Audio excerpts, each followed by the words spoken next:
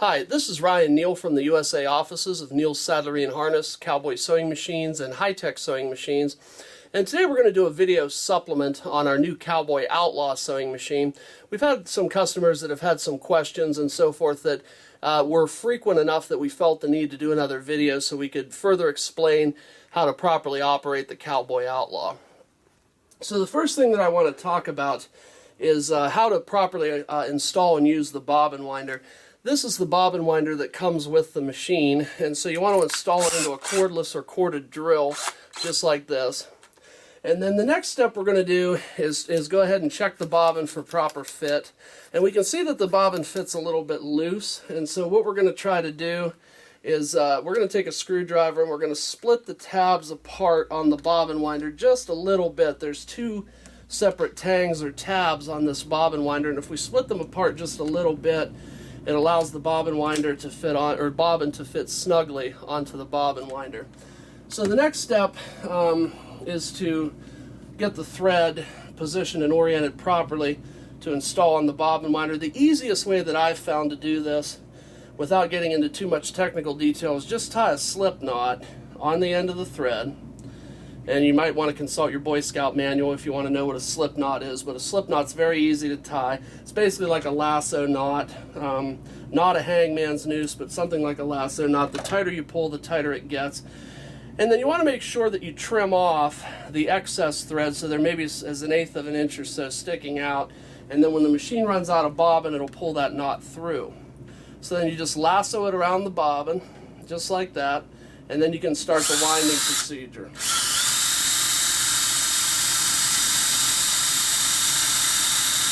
And you just have to move your hand back and forth across the bobbin. I'm moving my hand to the left and to the right so that it winds in an even fashion, just like what you would do on a fishing reel.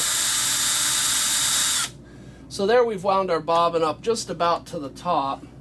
And you want to allow about a 1/16 of an inch or so ridge sticking out between the thread and the lip of the bobbin. So you don't want to wind it too full.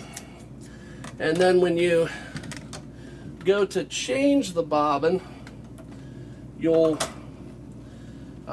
see that there's a little tab right here. We do talk about this in a different video, how to change the bobbin in the Cowboy Outlaw. So if you want to refer to that video, you can go ahead and do that. But there's a little tab you push, the bobbin springs out, and then you just simply pull the bobbin out here. I've got a little rat's nest in here, but just simply pull the bobbin out, and then you can install the new bobbin. When you put the new bobbin in, you want to hold it between your thumb and your index finger, and the bobbin should spin counterclockwise. So you simply drop the new bobbin in, put the thread down through the slit, pull it down between the two amp pinchers, and then pull on the thread and make sure tension is being applied to the bobbin. So the second question that we have that most commonly occurs with our new customers on our second generation Outlaw sewing machine, we've made a few changes to this. And so we've changed some of the thread tension adjusters that are on the machine. So some people are a little confused with regard on how to thread it. So we'll have our cameraman move in a little closer, and we'll see if we can get a close-up. So you'll see there's these fin-like apparatuses on the top of the machine here that have 3 holes in them. You'll see the 3 here, and then there's 3 here. What you want to do is you would have your thread installed on the thread stand right here. We just have it in the back for ease of doing this video. And then you'll bring the thread up through the little eyelet in the thread stand. Once your cone of thread is here, you'll bring it up through the eyelet in the thread stand. And then you'll thread this hole from right to left. You'll skip the middle hole, and you'll thread this from right to left.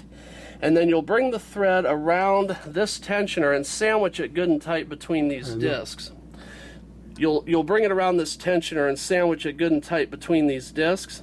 Next, you'll bring the thread around this tensioner in a counterclockwise fashion, and you'll bring it around 1.5 revolutions so that it overlaps 1.5 times. Next, you'll bring the thread into this hole on the rear side of that tensioner, and then again you'll skip the middle hole and bring it through the front hole on that tensioner. So now it looks like it's wrapped around that tensioner one time. If you can see that, it's just looped around it one time. Then you'll bring it through the hole in the take-up lever, and then you'll bring it through the guide hole that's in the top of the casting here.